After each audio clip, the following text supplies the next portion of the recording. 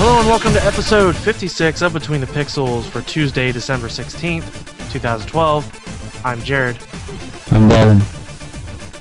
And I'm Travis. That sounds terrible. Yeah. Say that again. I'm Devin. I'm Devin. Say it like you mean it. I'm Devin. Say it like you're not confused. Hi, I'm Devin. Perfect. We're going to talk about a bunch of Bioshock again this week because, that's all we ever talk about on this podcast. So let's talk about the top 7 stories of the week. Starting with, Gabe Newell says that PCs are going to directly compete with next-gen consoles. This is technically borderline old news at this point, but news this week was pretty terrible, and we didn't cover this last week. So Steam Big Picture was the first step, and according to Valve boss Gabe Newell, you'll be able to buy a living room-friendly PC package next year. During a red carpet interview with Kotaku at the VGAs the other week, Newell said that Valve's current goal was to figure out how to make PCs work better in the living room. He also expects companies to start selling PC packages for living rooms next year, setups that could consist of computers designed to be hooked up to your TV and run Steam right out of the gate. Quote, I think in general that most customers and most developers are going to find that the PC is a better environment for them because they won't have to split the world into thinking about why are my friends in the living room, why are my video sources in the living room different from everyone else. So in a sense, we hopefully are going to unify those environments. Newell is expecting a lot of different companies to release these sort of packages, and he also said that, quote, we'll do it, but we also think other people will as well. Going on to note that Valve's hardware might not be as open source or malleable as your average computer, quote, well, certainly our hardware will be a very controlled environment. If you want more flexibility, you can always buy a more general-purpose PC.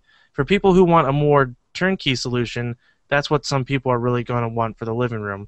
The nice things about the PC is a lot of different people can try out different solutions, and customers can find the ones that work best for them. Newell wouldn't give specifics on what sort of software they're working on these days, but he did reiterate that they're working on a next-gen engine, which he said will work with next-generation consoles. There are over 40 new apps coming to Xbox Live. Starting this week, we'll see a couple of them, but it is going between now and spring of 2013. Let me name just a few of them here. We have Maxim, Machinima, MTV, of course we all want that, PBS, Vivo Play, that's Brazil only. Some of these are country specific. Let's see, CNET Karaoke, Napster, I didn't even know that was around, whatever that is, SkyDrive, Sport One, and Vivo. But there's apparently over 40 of them coming out within the next couple months. After the outcry from Bioshock fans about the developer's choice for cover art, Irrational Games has announced that there will be a reversible cover with artwork to be determined by a fan poll. The poll is hosted on Irrational's website, and fans can vote between 6 different designs. Whichever wins will be on the reversible side of the cover. Irrational also plans to offer additional covers that players can download and print for free. The polls close on Wednesday, December 19th. Not sure if that means that it'll be open for Wednesday or not, but either way, you can check out their site and see the covers and find out which one won. Hopefully fans will now shut up about Bioshock Infinite's terrible artwork, although most of the alternate designs are pretty terrible. In an interview with Digital Trends, Rockstar North head Leslie Benzies says that he sees a future Grand Theft Auto game that incorporates all the GTA cities combined in one world. He imagines that the cities would still be separate from each other, but it would be easy to fly from one to the other, and I'm guessing that would be the only way to travel back and forth between them.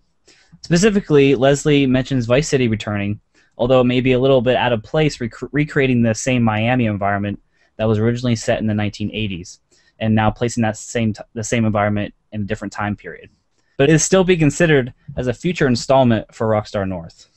A Reddit user is selling his Super Nintendo game collection, which contains all 721 NES games ever released in the US, Mexico, and Canada, on eBay for $24,999.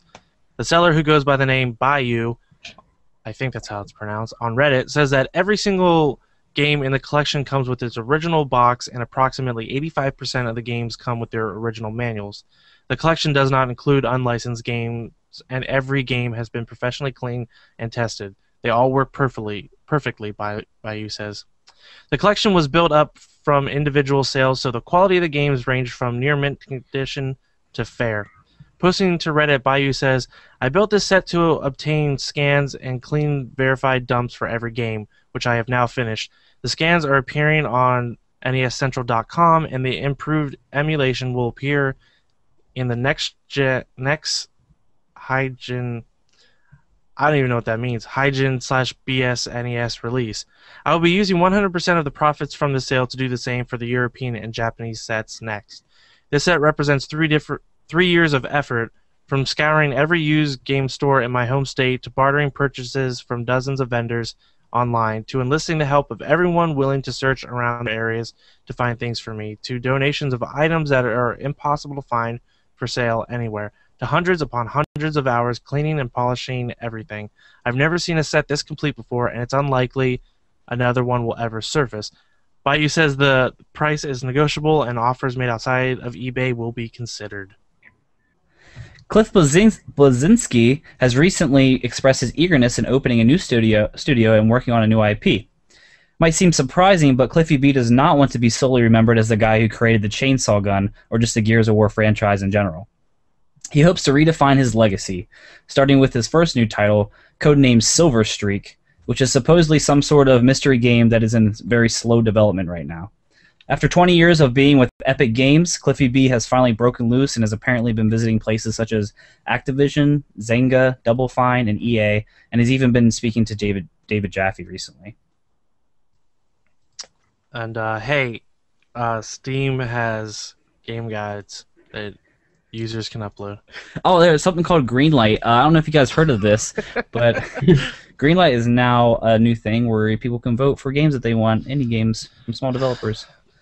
And Big Picture is also available now. Number 7 piece of news, Steam has game guides, user-made game guides, so you don't need to go to Cheat Code Central or GameFAQs anymore.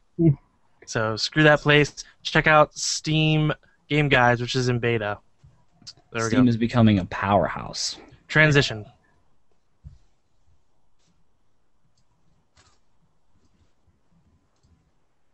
So we've talked about BioShock Infinite a lot in the past few podcasts, but one of the things that had the enthusiast community up in arms, and mostly the fans of BioShock, is that the artwork for the default artwork for BioShock Infinite is pretty generic.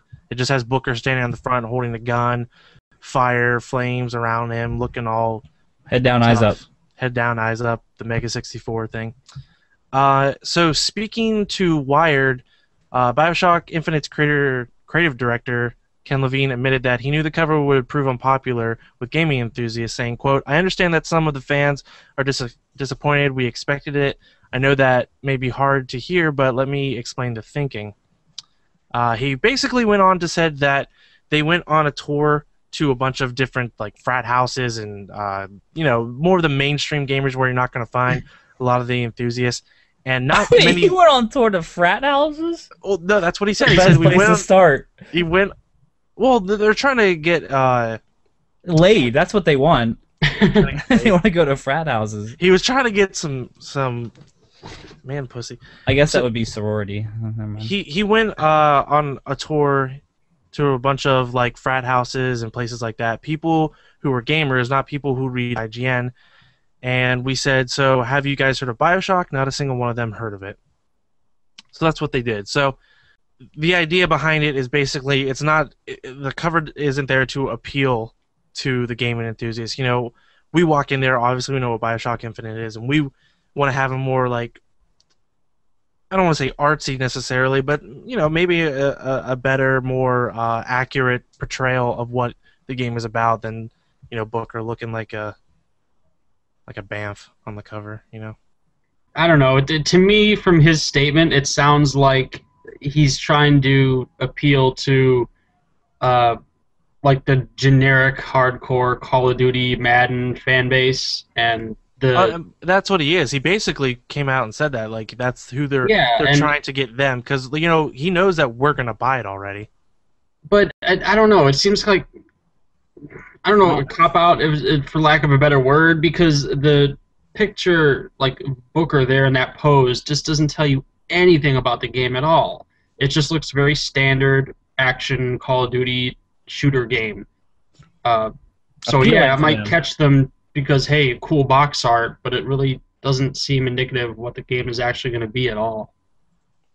So it sounds like it's just a kind of like a marketing thing, which Well, I guess they it got to do what definitely they got to do. is. I mean, he said, I wanted the uninformed to pick up the box and say, okay, this looks kind of cool, let me turn it over. Oh, a flying city, look at this girl Elizabeth on the back, look at that creature, and start to read about it, start to think about it. So it's definitely something that he wants the average person to see, because they're going to look at that and it looks, I mean, you could basically switch it out with like Modern Warfare 2, where that guy's standing with the explosion. I don't know if you remember what the box art looks like, but it looks so To similar. me, a cover like that doesn't do anything to distinguish itself. Like the BioShock 1 and 2 covers had the Big Daddies, and immediately, even if you don't know the games, you're just someone walking into the store and looking at that, and like in a GameStop, that's a really interesting piece of imagery. And that I think would catch people's eyes a lot better than generic action shooter guy. I don't know, like, think about the average person who walks in there, the average bro or whatever you want to call them, just the average gamer who walks in, who plays Call of Duty and Halo or whatever as their main games. They walk in, they'll see that like, oh dude, this has guns and explosions, that's what I want. Yeah, what guy walks in and is like gonna drop $60 on a game because it has cool box art? This guy. You'd be surprised. We used to do it in the NES era all the time. Heck yeah. Yeah, Contract. you guys, that's us, that's this group, but that's not who he's looking. That's not who he's going for to randomly pick up a game. I don't know anybody who just plays Call of Duty or whatever and walks in and is like, I'm just gonna go in and see what kind of cool box art's in here that what catches my eye, and I'll just buy the $60 game.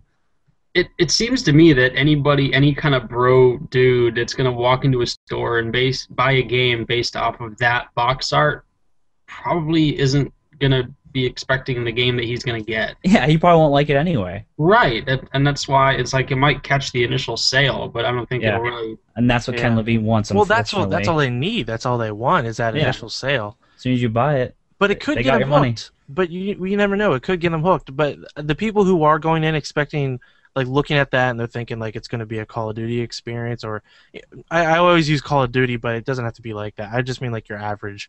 well, now we have to shooter boycott experience. it Yeah, we should just. because he did that. Everyone has, all the people who actually care about it, who are enthusiasts about it, just have to boycott it because he changed the dumb. Well, he made the box art for those other people and not for us. You're joking, right? No, I'm still by it. Makes you wonder if like marketing made him do this and he's kind of taking a hit for it. I don't know. It just doesn't seem like He he seems would like be he's the type of behind guy it. like that. Yeah, he like from what I've seen of him and heard of him, he seems like a guy that would be more passionate about the vision that he wants to create instead of what marketing tells him will sell to the average gamer.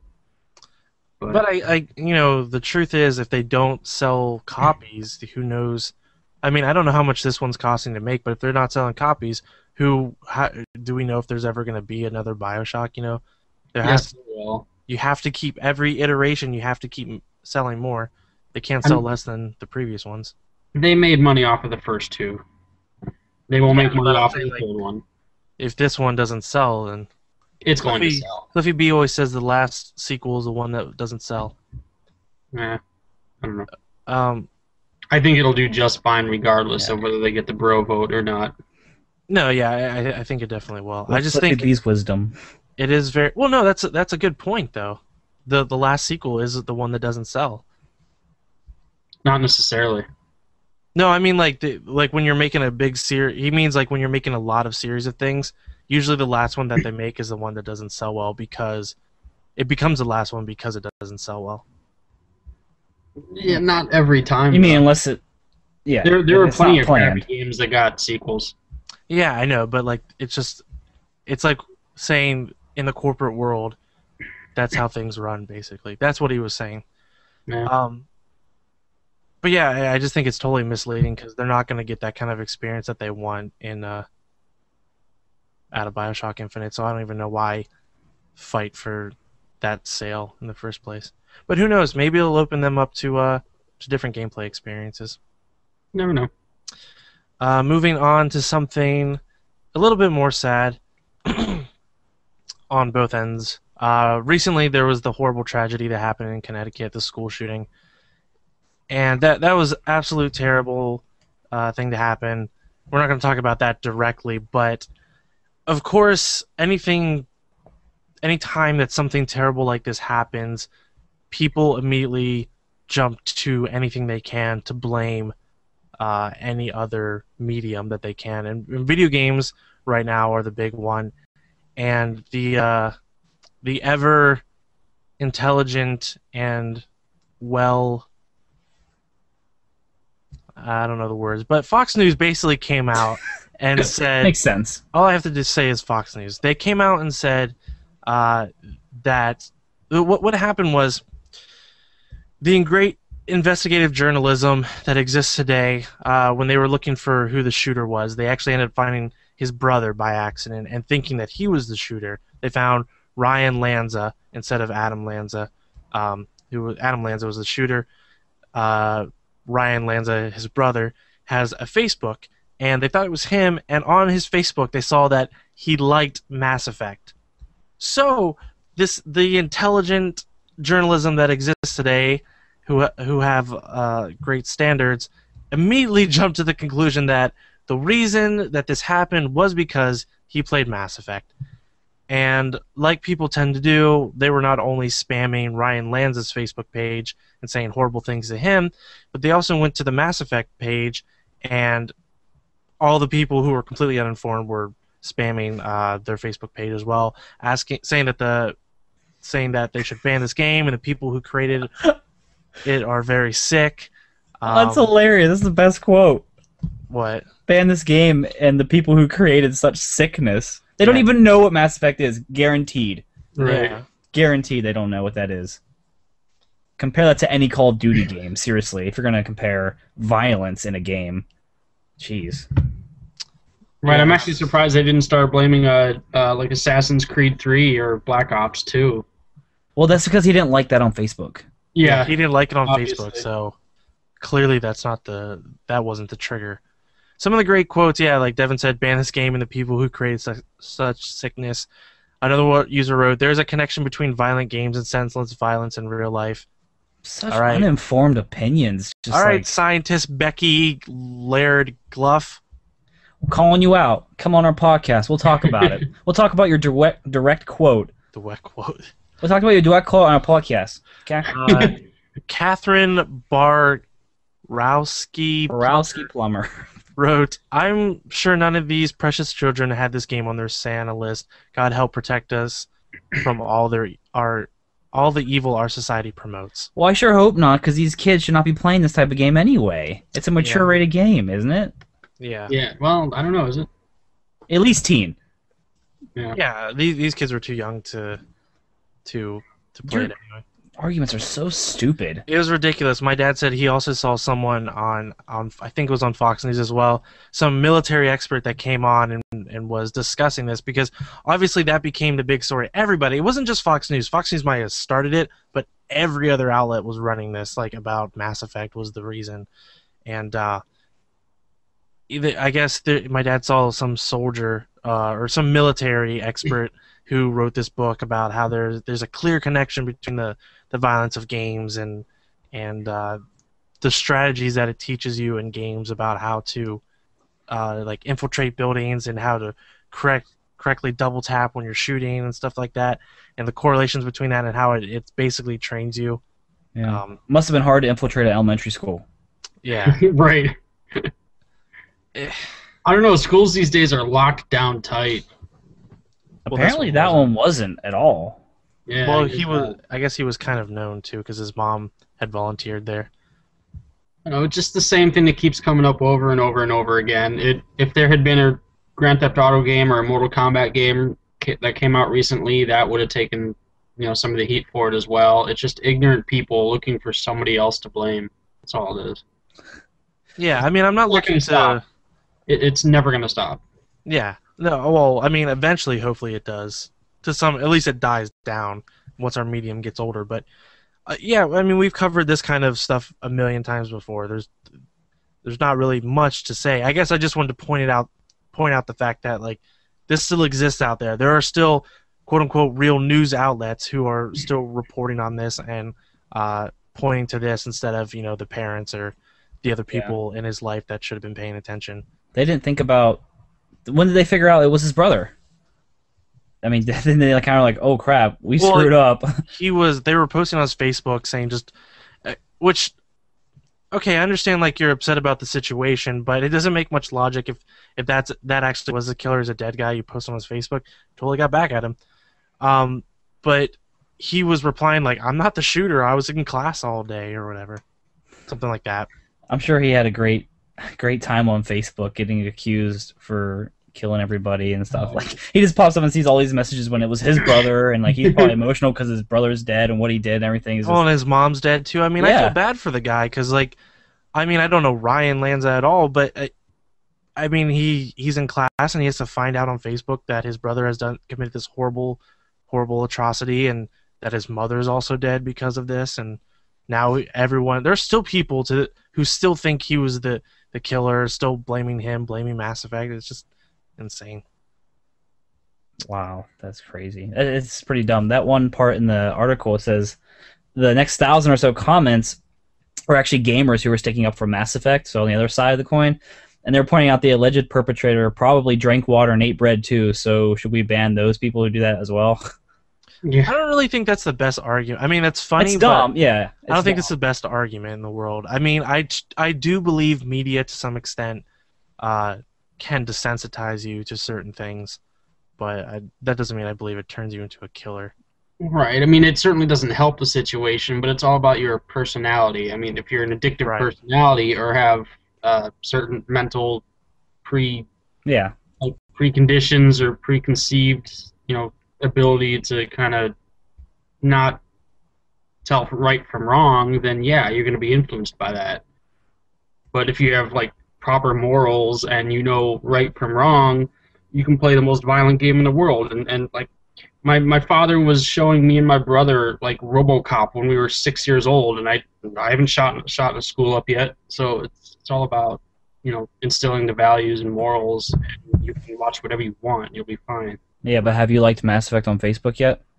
I have not, and so I have. I better stay away from that. Otherwise, I might do something stupid. I might do something horrible.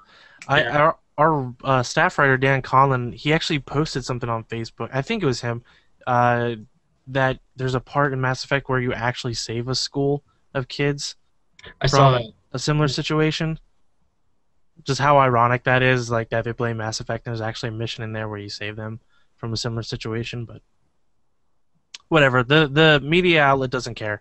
They just want hits. Even if they're completely wrong and got the wrong person. They don't care. They don't care. Like, that's irrelevant to them. Bringing video games into the limelight as bad things brings ratings. Yeah. Well, let's take a break, and when we come back, we'll talk about what we've been playing.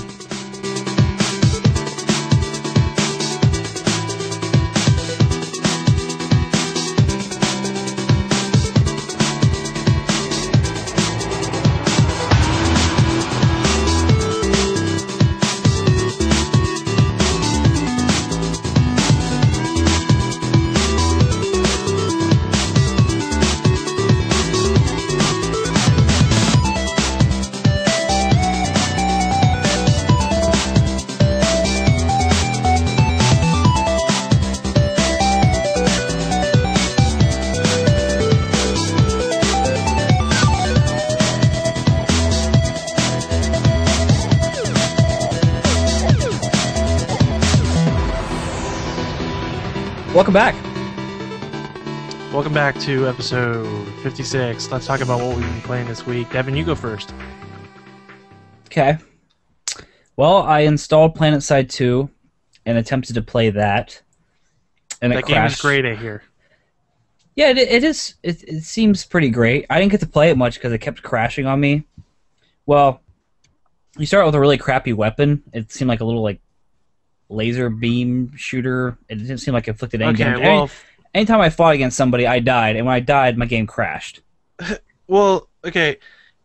We die. picked the faction called Vanu, which is their technology is a little bit more futuristic. So it doesn't shoot like a normal weapon. It kind of shoots like plasma things. But yeah, you chose a medic your first time, and I don't know if I mentioned this last time, but it seems like when you choose one of the support classes, your main weapon doesn't seem as good as some of the other, like the light assault or the heavy assault classes. Some of that stuff seems a lot more accurate. It's probably built that way. It makes sense because you're not choosing that class. You're not like a fighter as your main thing. That makes sense. So I had a crappy weapon, but I never got to heal anybody either.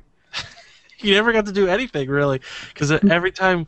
we spent so much time... Because me and him were trying to play together, and I was like actually playing, and like he's just like, my game crashed. And so he'd have to wait through all the load screens and finally come back in and be like, okay. And then I'd try to walk him through how to get him to where he needs to go. And then it keep crashing. Yeah, because like when you spawn, you start out like on top of the world, and like you're like in like... Well, it's a drop ship. You're dropping. Yeah, drop ship. So you're just like kind of... You're going down into the land and gonna like land on top of the ground or something like that in your base, and it would usually crash there too. But all I actually got to do was drive a couple vehicles and some of those, I don't know what you call them, like helicopters or planes or whatever they have, futuristic alien ships, and I crashed a couple of those. Like I flipped them completely upside down. I didn't know how to drive them. It was a pretty bad experience, and there was one time that me and you were together, Jared, and we were like fighting people, but I was just trying to hide because I knew I wasn't going to kill anybody if I died. That's like, it was like Dark Souls up in here. Like I had to like restart. So you think you're going to try again? Yeah, I'm going to keep trying it. I don't know.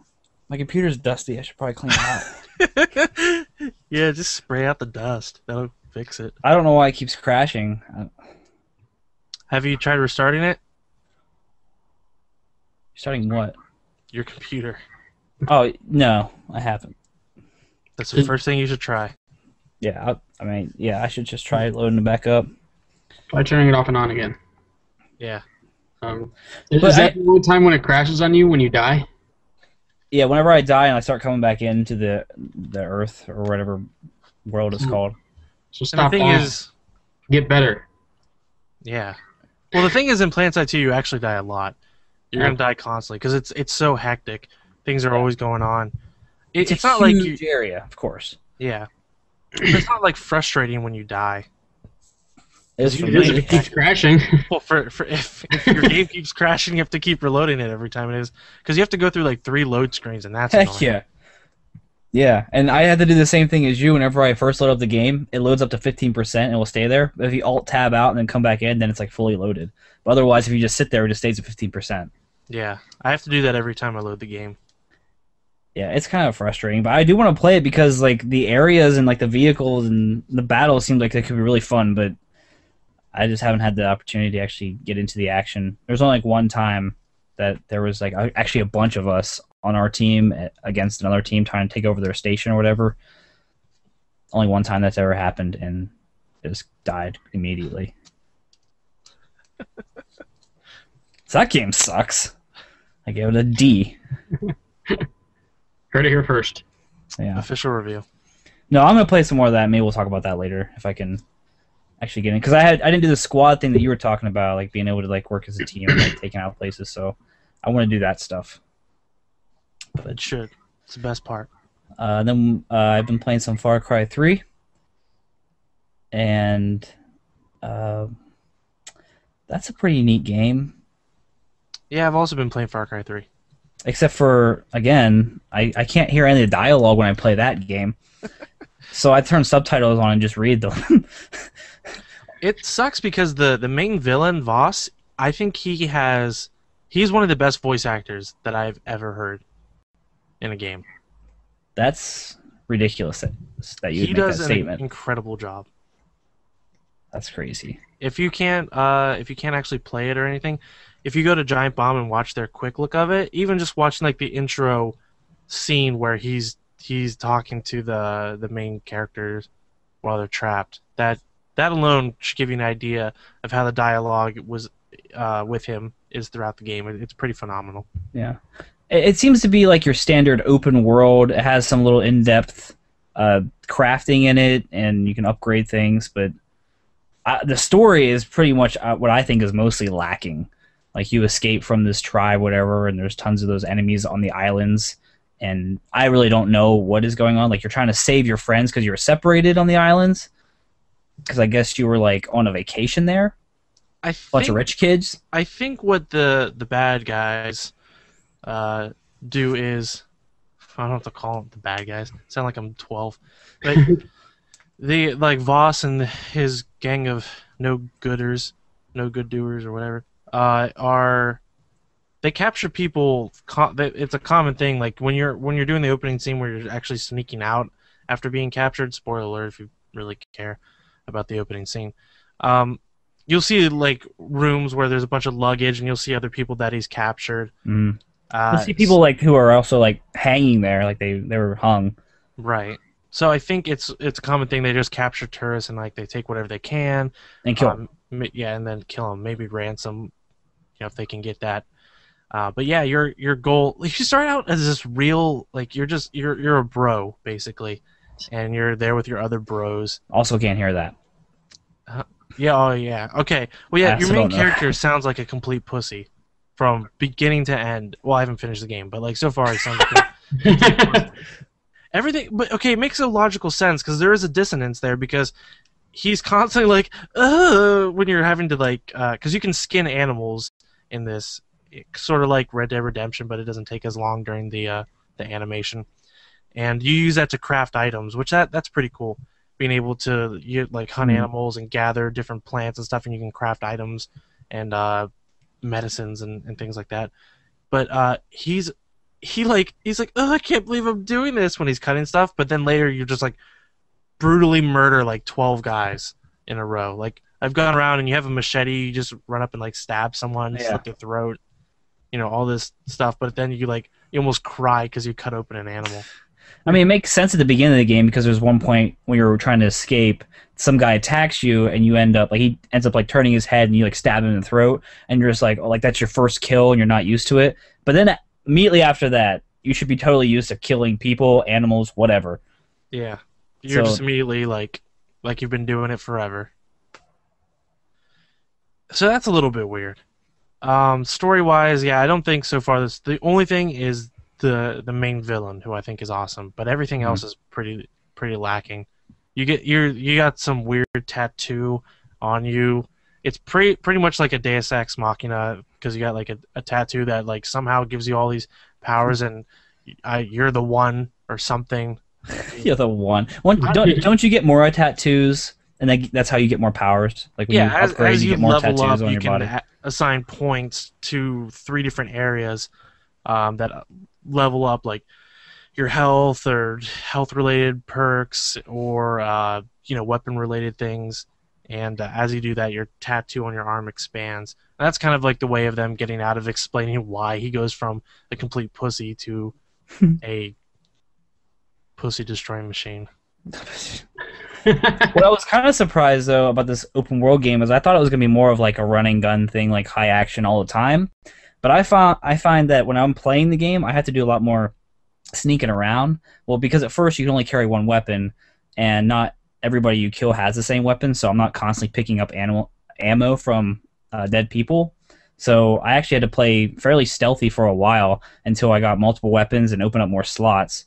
But now, I mean, once you find specific animals and take their hide and you craft their stuff, you can have like 3 or 4 holsters to have weapons. So I'm getting more ammo now, but at first it was like more of a stealthy game, and it's probably better to play that way too, because sometimes, at least at first, it is. Well, I mean, yeah, but sometimes like when you get caught, like they'll bring in people like out on the shore, like they'll just be random boats that drive up with like 4 or 5 people in them and get out and they come look for you. Yeah. So if you get alert and they I guess they signal like some kind of alert, like more people will come. So there is some more, reward of going stealthy. I played a lot of Far Cry 2, and I played the first Far Cry, which was fine, but it was kind of generic. It was neat at the time because it was a huge open world, and it actually allowed for some pretty inventive things or pretty original things to happen just because of the open world mechanics. But I think Far Cry 2, I like Far Cry 2 a lot. Far Cry 2 is one of those games that either you really enjoyed or you really hated. Because most people I know... I couldn't get into Far Cry 2. I tried playing it, and it didn't really grab me.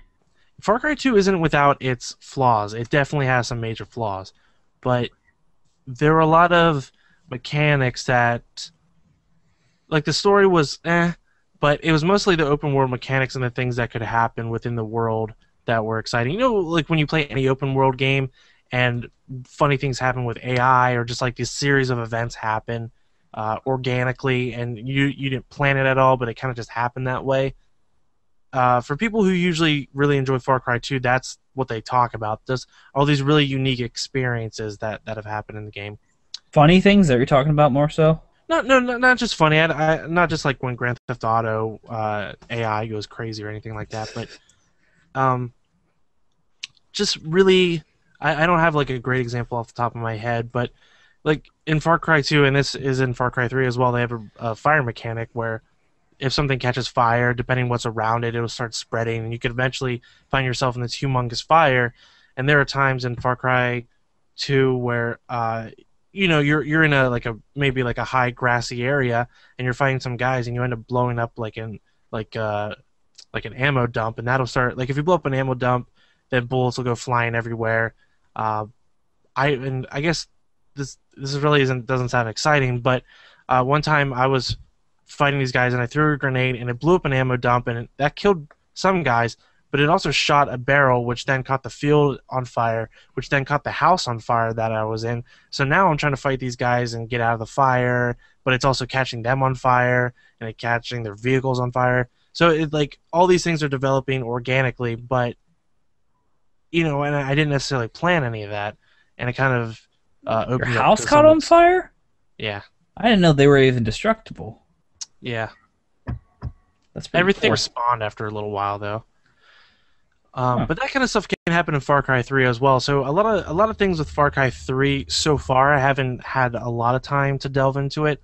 Seem like they're taking all the issues that were wrong with Far Cry 2 and fixing them, and adding a lot of other neat stuff like the crafting system, which I think is pretty cool, and the level up system, which is pretty cool. The crafting and that stuff is pretty simple too. It's nothing like too difficult. It's like go get this specific hide, like go kill a pig and take his skin or whatever, and make something. It's not really hard. Yeah. That's why I like it's there, which is nice to have, but it's not hard to do. Yeah, it's like similar to like a Skyrim or Red Dead Redemption thing. Yeah.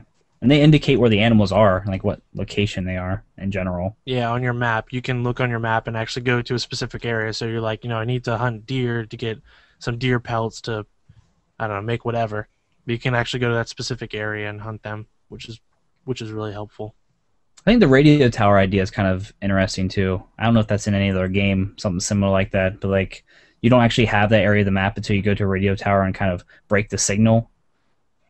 Although it doesn't really make sense why you'd get an area of the map from breaking a signal of a radio tower. Yeah, and game-wise, it's a very gamey mechanic. It doesn't make a lot of sense within the world, but like within the game, it works fine.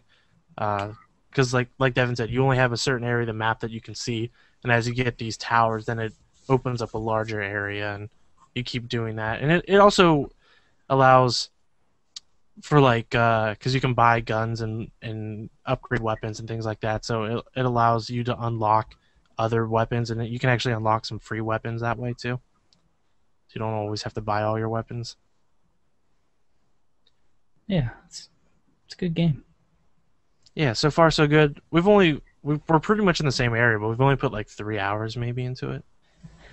Yeah, pretty much. But like another thing is, I never know when I'm on a mission half the time. I mean, regardless not being able to hear the dialogue, but like sometimes you'll just like get in a vehicle and drive somewhere, and you'll go out of the area of the mission and be like, mission failed, and they make you restart it. Like they just take you out of the game and put you back to where you're supposed to be. Like, all right, here you go. Now you're in the right area. Go ahead and finish your mission. Which is really annoying because sometimes I don't want to do that mission. Yeah. And maybe there's a way. Maybe we just haven't realized it. But maybe there's a way you can switch your missions, like choose a different one. But like sometimes, like I'd rather it just be like, okay, there's a mission in this area, but if I leave, I can just leave and do something else. But I don't want to be like, I don't even know I'm on a mission and I'm confined to an area that I don't know what the borders are of the area, and then I go out of it. It's like, you failed. It's like, what? They don't even indicate the borders of the area at all either. Yeah. On your map or anything. Also, if you're on a mission and you're trying to complete the mission, but like say you're driving somewhere, sometimes they have like posters, like you can pick up missions by like killing somebody specifically with a certain weapon. and you get some kind of reward, just like a bunch of money. And like I'll stop and pick that up while I'm on my mission, but it actually starts that mission when you pick it up. Yeah. I don't know if there's an option to not do that, but that happened multiple times. I'm like, I was on the mission, I was like right next to where I was supposed to be on my current mission to like complete it, but I picked up another one and now I have to do that one. Go kill somebody with a knife or something. Yeah, like what do you call those? When someone pays someone to like a bounty or something? Yeah, bounty hunter. Bounty missions, Dog the Bounty Hunter. Yeah. So there's I feel like there's some broken elements in the game that could be fixed, or just haven't found out about it yet. Yeah, I'm sure there's more. We'll probably have a lot more to say next week. But oh yeah, except for the fact that my save file is no longer there, so I have to restart the game. Maybe your computer just sucks. No, Jerry, I dusted it out. Okay. No, Well, actually, if you did that, then I don't know what else it would be. I actually do need to dust it out. Cool. It's probably my Travis, what have you been playing? problem. I wasn't even done. What do you? We'll go to that's. We'll We'll let Travis. Travis We'll do. come back to All your right. whatever game no one cares about. All right. I haven't really been playing too much new stuff. Hasn't really been anything new coming out except Far Cry 3, but I did finally put in the Metal Gear Rising: Revengeance demo because I reviewed Zone of the Enders HD collection a few weeks ago, and all copies of that came with the Metal Gear demo. So I finally got around to playing that today, and that was pretty neat. It's pretty typical Kojima, very story-based, a lot of cutscenes with dialogue and story. Is that the whole demo? Just a cutscene? 45-minute cutscene. A lot of it. I'm not gonna lie. But there's a lot I of enjoy his combat as cutscenes well. though. Yeah, I mean it's pretty well done. If you're into good stories, it looks like it's gonna be right up there. But other than that, as far as the game itself, it's basically a third-person action game, and you're new cyborg Raiden with your sword, and then but there's this other mechanic called blade mode, where you hold in the left trigger, and it kind of zooms in a little bit closer to Raiden, and you use the left stick to kind of look in different directions, and then you hold the right stick in the direction of where you want to swipe your sword. So like say if you want to make a swipe from left to right, you would hold the left trigger and then hold the right stick over to the right and then let go, and you do the swipe from right to left. It's kind of weird, and it's definitely got a learning curve on it, especially if you're in combat and you're trying to do it quickly. It was a little bit tough to get a grasp on at first. It's definitely going to take some practice to get used to. I thought that was a slow motion thing. Is that not what it is? I thought like you kind of stop is. time for a second and you just kind of swipe a bunch of different places, then it goes back to real time. It is. Like you hold the left trigger, it does slow down a bit. It doesn't stop completely, so you're still going to need to kind of be on your toes a little bit. But once you get proficient, yeah, it slows down enough to the point where you could get in a few hits in quick succession. But it's still going to take some practice to get the precision down, especially if you're trying to aim at a particular space, like if you're trying to cut an enemy's heads off or something. But once you do get it down, it seems like it's going to be really cool to get some precision sword fighting in there with it. But it's just going to take some practice. The fighting, I mean, the sword fighting when you're not in that blade mode is still pretty cool. It's a little bit God of War-like, and you can kind of just mash the X and Y buttons for like your regular and heavy attacks. And it's typical Kojima ridiculous. Like if you hit the Y button over and over for like a heavy attack combo, you'll swipe a couple times, and then your blade will get attached to your foot, and then you'll start doing kicks with your sword on the end of your foot on the enemy. Then your Bayonetta. Yeah, it's all bayonet up here. So it's pretty insane in that sense, but it's really fun to cut people that way. So other than the cutscenes, does it actually feel like a Kojima game? Like, does it feel like he can handle the action well? A little bit, yeah. I mean, the action seemed pretty well done. There is still some stealth to it, Because like when you get in enemies' lines of sight, you'll have the exclamation point above their heads and the alert sound. So there's definitely still going to be some stealth elements to it. And then you also fight occasionally those big Ed 209 looking things from Guns of the Patriots. They show up pretty early. Moo cows. What's that? The moo cows. Is that what you're talking about? I forget what they were called. Is that what it is? Well, that's not what they're literally called, but they make like they make Yeah, they do kind of make cow noises. They make cow noises when they run around and stuff. Yeah. Yeah, but yeah, they show up pretty early in the demo. I didn't really get any kind of a sense of where in the game that demo was. But I wonder if that's going to link to the other Metal Gear games at all, like different places that you enter, and like, are you going to meet up with Snake or anything like that? No indication of any of that from what I could tell. It does say that it takes place 4 years after Metal Gear Solid 4. Ah, sucks. It's definitely in the same timeline, but as far as recurring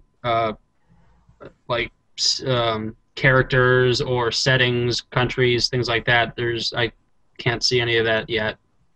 Have you played Metal Gear Solid 4 and beat it? Yeah, that was actually the only Metal Gear Solid game I played all the way to the end. Well, do you remember there was a really awesome cutscene where Raiden comes in and like completely destroys those moo cows and stuff? It was a pretty long cutscene too. Yeah. But that would have been awesome to actually play through that scene. That would have been instead of actually being a cutscene, if it kind of intertwined with Metal Gear Solid 4. I thought that would have been a cool idea, but now that I know it's 4 years later, I guess that's not going to happen. Well, there is a little bit of a taste of that flashback or something. That would be cool, though. I just thought of that because I mean his cutscenes are usually really long anyway, and like even action scenes are pretty long. And that scene was probably like 10 or 15 minutes of him slicing up a bunch of those moo cows and stuff. So it'd be pretty cool to actually do that. If he's the main character now, then there's definitely room for a lot of that. Like the first time I fought one of those moo cow things, after I cut him up, cut him a few times, I think I hit the right trigger, and then a button prompt at the bottom of the screen came up and wanted me to push Y and B at the same time. So I did that, and all of a sudden I jumped into a big, huge move where I jumped way up in the air and sliced my sword down into the guy and killed him in one hit. So that was kind of cool. So there's definitely a little bit of quick time event, super special move type thing going on. That sounds a lot like God of War. A little bit. Does it ever get like super I mean, that's crazy? not a bad thing. Combat in God of War was amazing. It's just going to be really interesting to see how it plays out with the stealthiness of the Metal Gear Solid stuff. Yeah. And it's really well done. The graphics look amazing. So yeah, I'm excited to play more of it. Does it ever get like super crazy, kind of like Bayonetta style? Because like some of the trailers you saw, he's like cutting, I don't know, like the entire world in half or whatever. I don't know. Like, wasn't there one like where he cut like this giant robot in half or something? Yeah, he does crazy ridiculous stuff. Like Bayonetta style ridiculous. It definitely seems like there's potential for that. I haven't seen anything too insane yet, but I mean, you can like just slice up trees and cars. Yeah. Watermelons? Oh yeah, there's definitely watermelon slicing. There's a little tutorial mode in which you have to slice up a couple of dummies that are holding hostages, and you have to aim your sword slicing in the blade mode so you don't hit the hostages. So it looks like there's going to be points where you're going to have to stay kind of accurate with your swipes. Hopefully by the time they introduce that, you'll have enough practice that you'll be good at it. Huh. I like how Kojima is actually going out on a limb and making a different type of Metal Gear actually, instead of sticking the same formula all the time. And if he does well at it, I mean, more power to him. I'll play it. Yeah, it seems really cool. I didn't get to play it at E3. I think Jason is the one that played it when we went to E3, but I don't know if this is the same stuff that he played or if it's been updated since then. But it was definitely cool. I want to play more of it. When's that come out? Dude, they play all the good games that we want are coming out in like spring, March, April, May. It feels May. like this game should have came out like a long time ago. Well, that's because we first heard about it a long, long time ago. Right. It's been in the making for a Yeah, while. I know. That It seems just to feels be like what one he of those does. things where The date that I'm seeing says February 19th, Yeah, I figured. well, heck. so it's not too far away. All the good games are coming out in spring. We have that. We have a God of War game. We have Grand Theft Auto coming out then. Bioshock Infinite got pushed back till March. Like, Yeah, Here's what I and want. this isn't even. I mean, this is done by Platinum Games, so I mean, it's not necessarily the same Kojima team. That's all right. So, I'm looking forward to different Metal Gear style games. Hopefully, yeah, this, I mean, if this it's the does well, same- it opens up more doors to other games. I mean, Platinum Games, they're the ones that did Bayonetta, and they did Vanquish, so and that was a pretty cool game. So they definitely got the action chops. So we'll see. so I guess it would make sense if it played like Bayonetta or was as crazy as Bayonetta. Yeah, I That's could amazing. definitely see it taking that, especially with the craziness aspect. So Cool. good stuff. Devin, what was the other game that you said you were playing? I'm playing a game called The Room. Anybody ever hear of it? It's for iOS only. Oh yeah. Sounds I familiar. read about that. Really? Apparently, it's like a pretty huge game, and I just kind of like stumbled upon it like in the App Store, and I was like, "Hey, I want to check this out." It was only $2, and the description here, I'll just read it. It says it's a physical puzzler wrapped in a mystery game inside a beautifully tactile 3D world. But that does pretty much sum it up.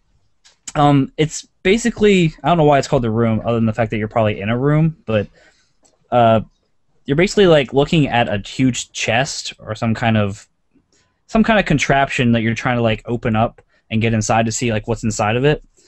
And there's like, you have to really pay attention to detail because like there's all these little things that you can twist and turn and kind of slide open to find like a key and to find like clues to like open up another part of the side of the chest. And it's really interesting because like you can spin around it completely, 3D. You can go on look at the top of it and the sides of it, like on the bottom of it, like where the stands are of the chest, and like there's all these like little things. And sometimes if you're taking a long time, they'll give you clues as to like where to look next. And it's actually pretty hard even with the clues, or maybe I just suck at puzzle games. But it's just really neat how you can zoom into different places and you can just barely see that there's like kind of an outline where you can slide this metal piece over, and inside it is a key. And some keys you can actually like move the end of the key so that matches specific keyholes like on the chest to open up different contraptions that pull out. And there's all different kinds of things going on all sides of the chest. So eventually you actually open up the inside of the chest, and inside that is just a smaller box with more contraptions on it. So I'm looking at this here. I think I have seen this. And it did seem really cool. It looks like it's got a bit of a like a Seventh Guest kind of aesthetic to it, a little bit. Yeah, it's surprisingly like really good, and especially like the visual of it looks really good. Like I'm surprised how great it actually looks. But I mean, and the touch screens work really well with it. Like you can zoom in, you double tap to zoom in on specific parts, and you can kind of tell when things are kind of out of the ordinary. You also get like this eyeglass thing where there's certain areas like on the box that you can kind of see through it, and it shows you like sometimes you need to find like a code, and say you need to find like four numbers or whatever. Sometimes the numbers are all scrambled up, but depending on how you tilt your screen, the numbers will line up and tell you like exactly what they are. Like the numbers are kind of jumbled up because they just look like lines everywhere. But if you tilt it like in a certain angle, you can see that they all match up to make like a couple numbers for the code that you need on another side of the box. So there's a lot of that going on in the thing. Same with like designs of things. Like you have to match up. You ever see like those circular designs that you like spin like the innermost circle and then you spin the next one like a bullseye type thing to match up a design? Some of those do the same thing. Like you can't directly look at it.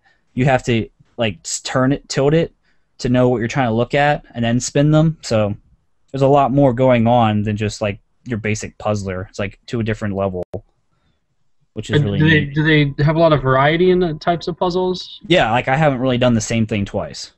That's cool. Is there any kind of a story to the thing? No, Nothing at all. Just you. I mean, I guess there is kind of a story, but it doesn't really make sense. Like sometimes you'll open up things and there will be like a slip of paper and you can read that, but I don't really know what the heck's going on because none of it makes sense. Like you read one slip of paper and tells you one thing, but you read another slip and they're nowhere near connected. So maybe you learn about everything at the end and how it comes together. But so maybe that's as far as the story goes. But you just find these pieces of paper.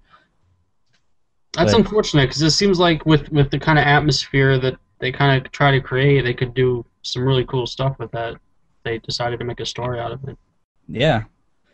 I mean, I'm sure they could expand it. It's gotten some pretty good praise, so I imagine they might end up expanding it.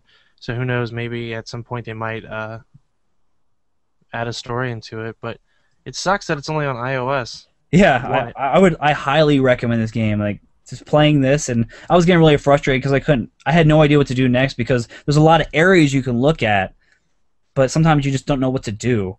You know what I mean? Like just like you can move things, but you just don't know like what's actually going to make a difference. I'm trying to think of some good specific ones, but it's kind of hard. Like there's also like good multi-touch things where you can move gears around, but then when you're moving a gear, you have to also like slide a puzzle piece over and like match that up as it's spinning. Because a lot of it has to do like the inner workings of like say like a clock or something like that, a bunch of gears that are working together to make like a side of the box actually open up. It's kind of more complicated than what I'm even making it seem. It's actually pretty complicated. But definitely, if you like puzzle games like that, definitely look into that. Cool. Awesome. I played a mobile game, but it was on PC. I'm terrible at it. I played a mobile game. I played Super Hexagon. That came out on PC.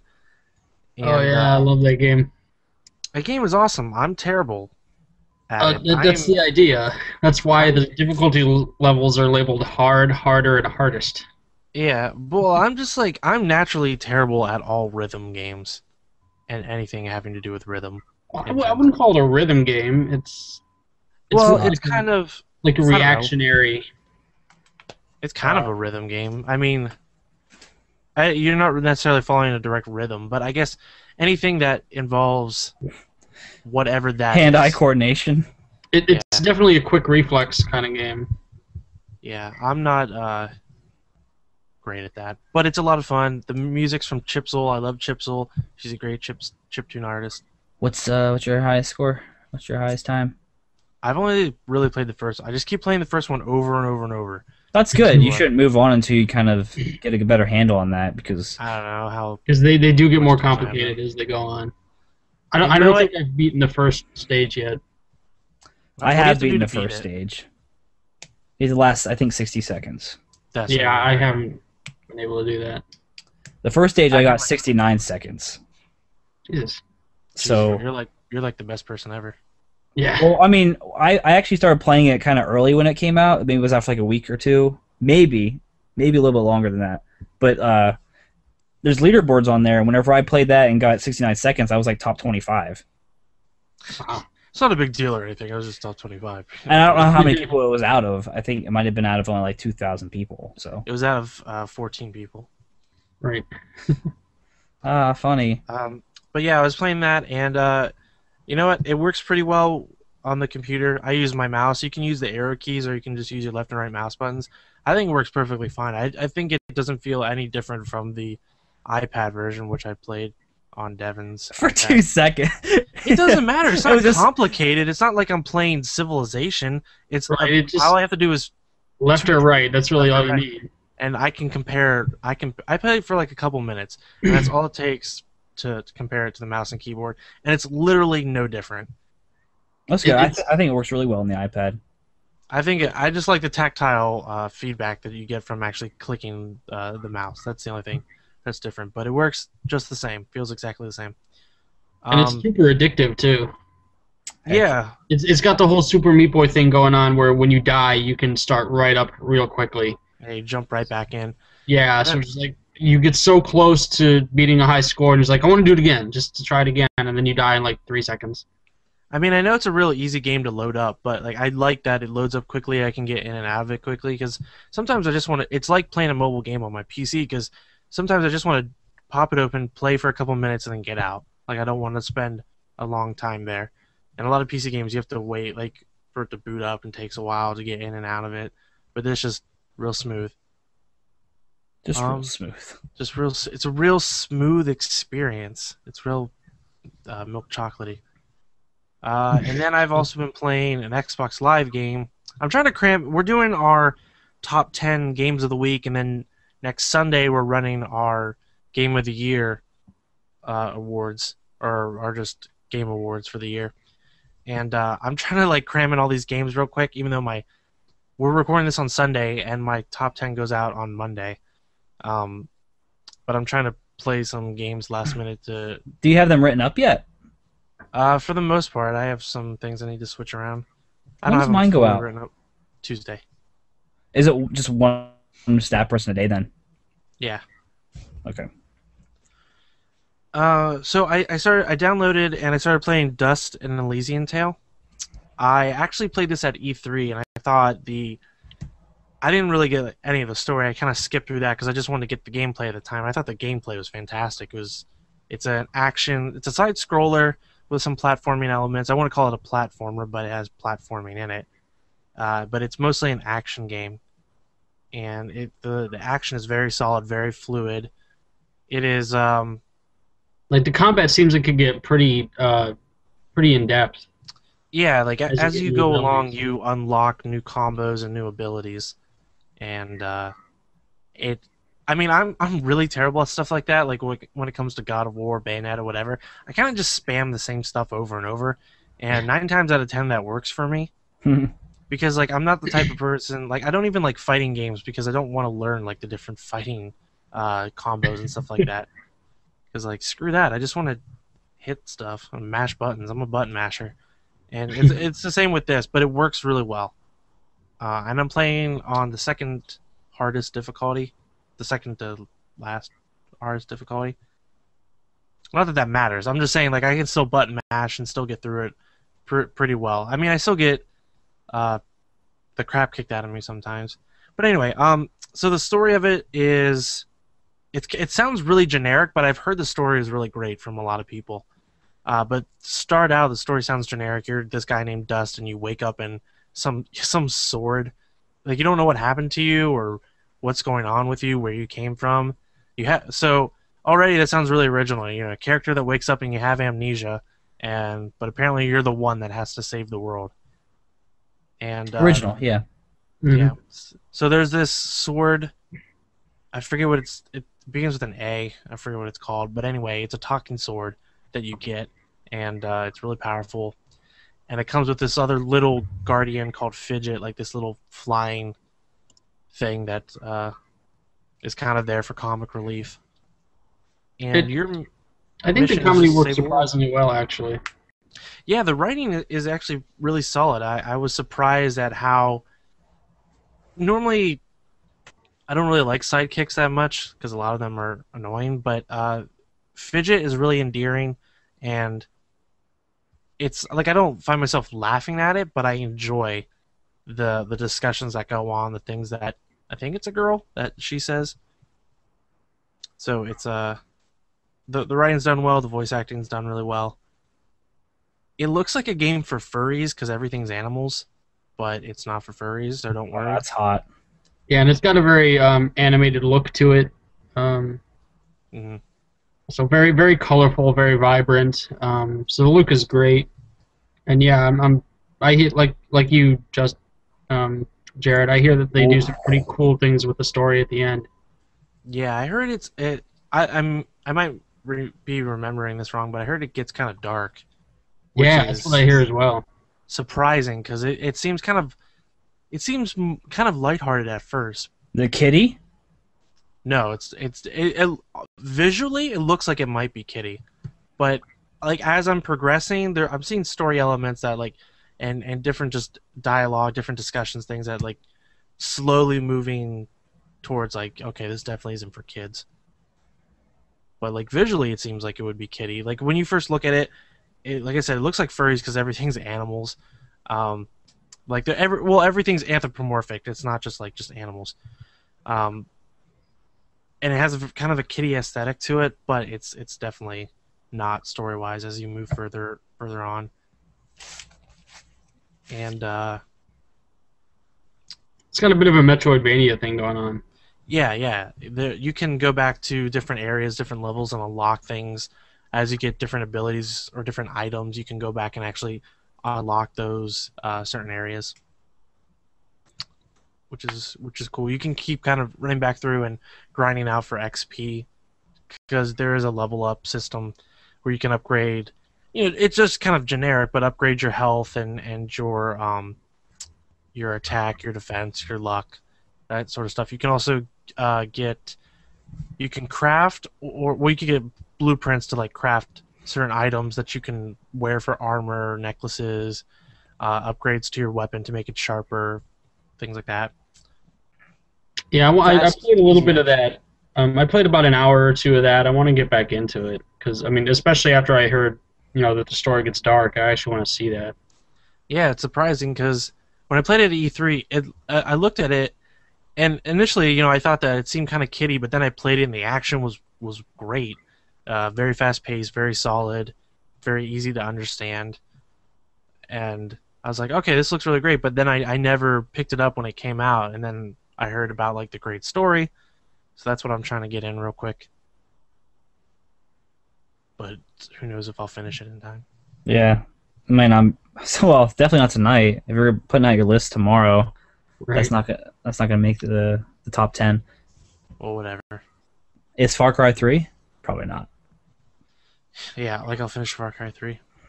Not that you have to finish every single game to put on your list. I certainly didn't.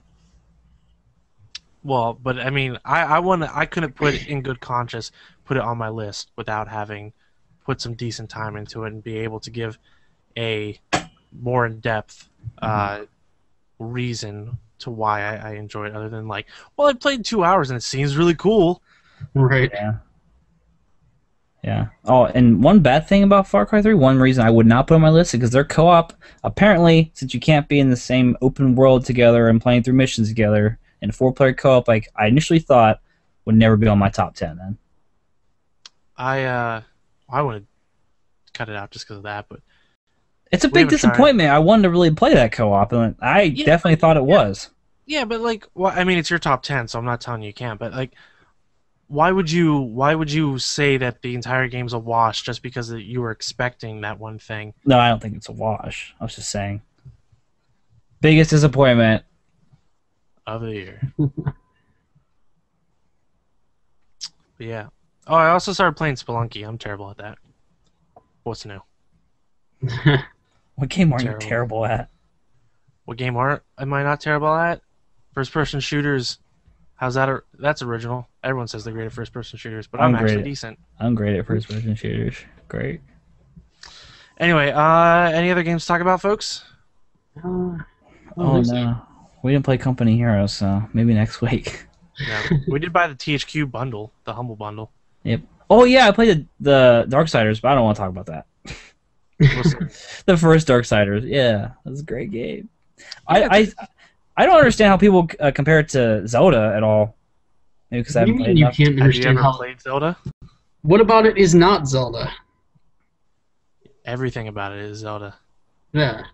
Don't even say like, oh, he's not an elf and he's not in the forest and he's not like, yeah, aesthetically it's not Zelda. All I've been doing is just running around killing a bunch of people. You do that in Zelda. Yeah. It's different kind of combat. No, it's not. It's like a Devil May Cry. It has Z targeting. It's Zelda with God of War combat and Z targeting. Yeah. Yeah. It definitely has God of War combat, but with the Z targeting, and then the items that you unlock are very, very Zelda. The way you progress through the actual mechanics of unlocking the areas, the dungeons, all very Zelda. Yeah, you have an overworld, you have dungeons, like you kill the enemies and unlock a door, and it plays a little jingle to let you know you did something good. You unlock, well, they also, yeah, it's a good mix of God of War and Zelda, because they have like chests just like in God of War. And there's like a hook shot, isn't there? Yep. Yeah, there's a hook shot. There's a horse called Epona that you have to steal from a ranch. From Lon Lon Ranch, it's called.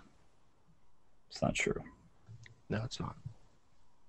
Anyway, that was episode 56 of Between the Pixels. If you want to know anything more about us, we have a website at pixelperfectmag.com. We have a YouTube, we have Facebook, we have Twitter. You should follow us on all that stuff. This is a video and audio podcast that you can check out. The video version on our YouTube page, so subscribe to that. We are in the process, like I said earlier, of doing our Game of the Year stuff, giving out awards, which will be happening next Sunday, whatever that date is, right before Christmas. And this entire week, the whole staff is doing their top 10 games of the year.